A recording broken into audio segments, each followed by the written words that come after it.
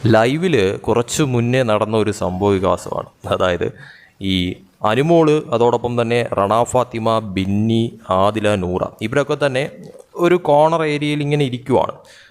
അവിടെ ഇരുന്നു കൊണ്ട് സംസാരിക്കുമ്പോഴത്തേക്കും അനുമോൾ അവിടെ നിൽക്കുന്നു. അപ്പോൾ ആ ഒരു രീതിയിൽ ഇങ്ങനെ സംസാരിച്ച് വരുമ്പോഴത്തേക്കും നിൽക്കുന്ന അനുമോള് പെട്ടെന്ന് തന്നെ ഫോഴ്സിന് വന്ന് അവിടെ താഴെ വച്ചിരുന്ന വീം ബാഗിലോട്ട് ഒറ്റ ഇരുത്തുകയാണ്.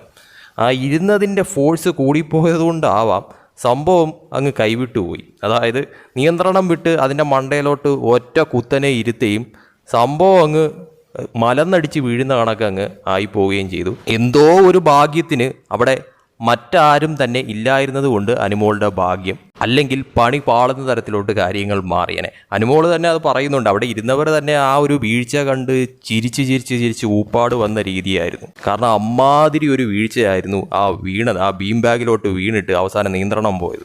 സംഭവം അനുമോള് അവിടെ മുമ്പിലിരുന്ന ആദിലയുടെയും നൂറയുടെയും മുമ്പിൽ പെട്ടുപോയി എന്നുള്ളത് വാസ്തവമാണ്, റണ ഉൾപ്പെടെ.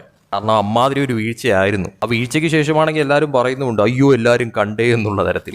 എന്തായാലും രാവിലെ തന്നെ അനുമോൾക്കൊരു 8ന്റെ പണി തന്നെയാണ് കിട്ടിയത് എന്നുള്ള കാര്യത്തിൽ സംശയമില്ല. അത് അനുമോൾ തന്നെ ഒപ്പിച്ച പണി തന്നെയാണ്. കാരണം മര്യാദയ്ക്ക് ഇരുന്നിരുന്നെങ്കിൽ ഈ ഒരു കുഴപ്പം വരത്തില്ലായിരുന്നു. ഇത് നിന്ന നിൽപ്പിൽ കൊണ്ടുവന്ന് ഇടുന്ന തരത്തിൽ നമ്മളൊരു ചാക്കുകെട്ട് എടുത്തുകൊണ്ട് വന്നിട്ട് ആ ചാക്കുകെട്ടിനെ കൊണ്ടുവന്ന് തറയിൽ ഇങ്ങനെ മുകളിൽ നിന്ന് താഴെ ഇടുന്ന മാതിരിയായിരുന്നു അനുമോൾ ആ ബീം ബാഗിൻ്റെ പുറത്തോട്ട് വന്ന് വീഴാനായി നോക്കിയത്. സംഭവം ബീം ബാഗ് പണി കൊടുത്തു, അനുമോൾക്ക് പണി കിട്ടുകയും ചെയ്തു ലൈവിൽ.